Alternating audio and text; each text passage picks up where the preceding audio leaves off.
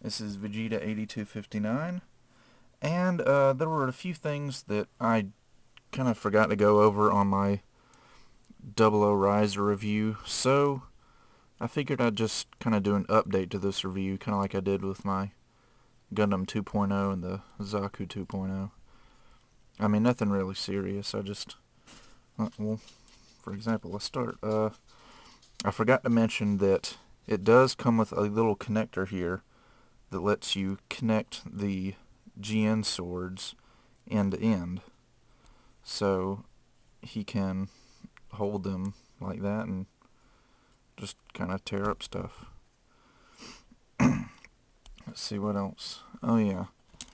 Uh, Everybody probably already knows it by now, but I forgot to mention that you can take these little LED things out of the GN drives and you can insert them in the head.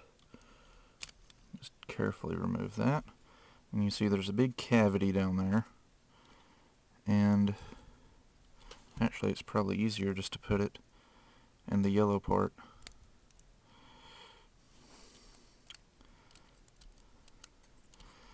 And there you go. Now you're supposed to be able to turn that light on and his eyes will glow up, but there's two problems. This neck joint is solid gray. It's not clear, so no light's going to go through it. And the polycap joint in the bottom of the head is also solid, so there's no way light can go through it either. So the LED function in the head is kind of useless. I think maybe Bandai wanted to do that, but maybe cost prohibited them from using clear polycaps and, I don't know, an extra LEDs unit. I don't know. But, I think that's pretty much all I wanted to go over. That's the only stuff I left off on the first review. And there's nothing else I really wanted to... Whoa, what is this? Did his waist just rotate? I believe it did.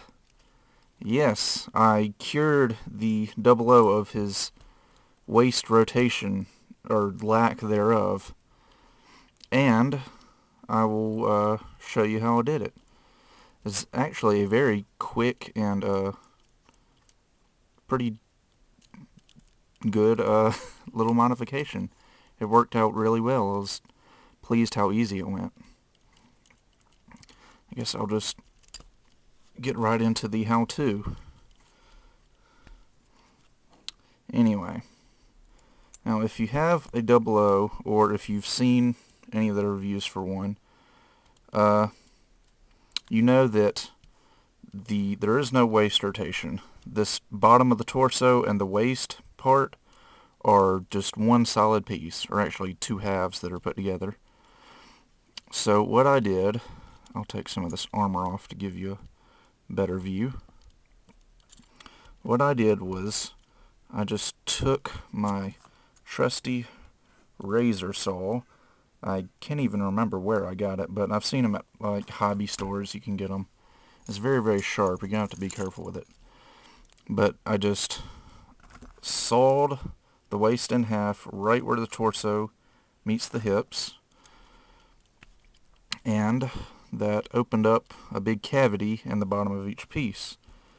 So for the waist, actually before I filled in anything, I found a brass pipe, which, well, actually I think this one's a little bit bigger than the one I used, but at the hobby store I bought like a giant assorted bag of brass and aluminum and copper pipes, which have all sorts of uses for modeling, but I mean, this is one of those uses. You can use them for extra gun barrels or whatever.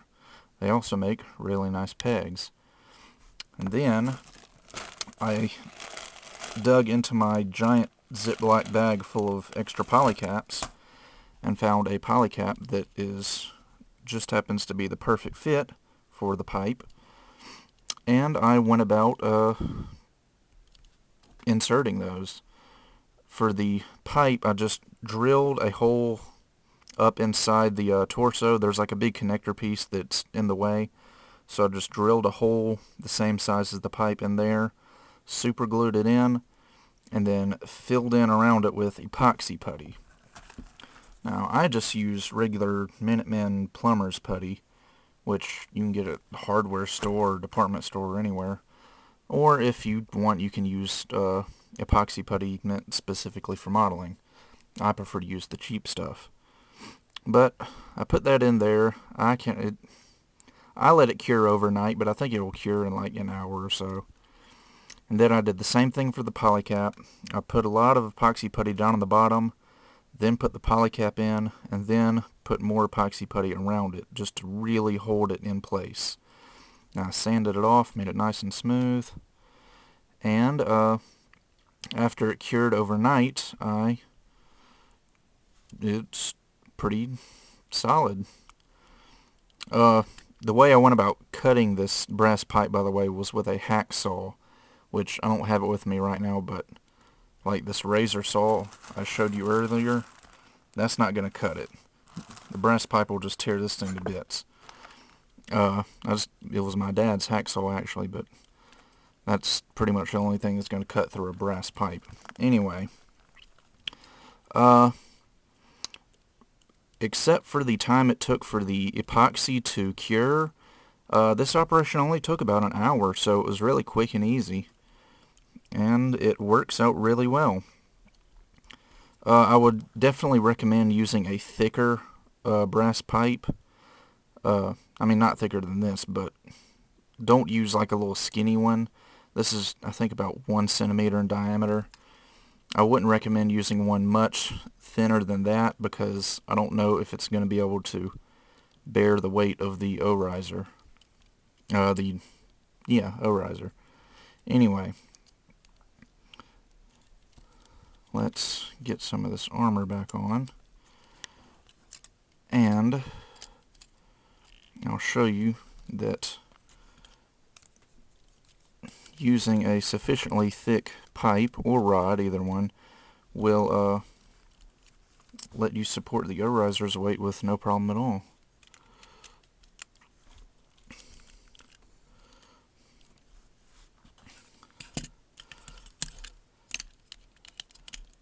Let's see. There we go. And yeah, I think Bandai definitely could have done this on their own without us having to modify our kits and put in our own hip joints. All they would have had to do is just use about the same size peg and polycap that I used, because like I said, a thinner one probably would have made the waist joint pop out with the O-riser attached, but his O-riser fell off. But with a thicker peg, I'm pretty sure he can hold it no problem. I haven't had any problems yet. So, I guess that about does it. If I skipped anything, you guys can just ask me any questions, and hopefully this will let all of you maybe be able to modify your double O-risers as well, so we can all have waist rotation. Alright, I guess that about does it, and I will see you guys next time.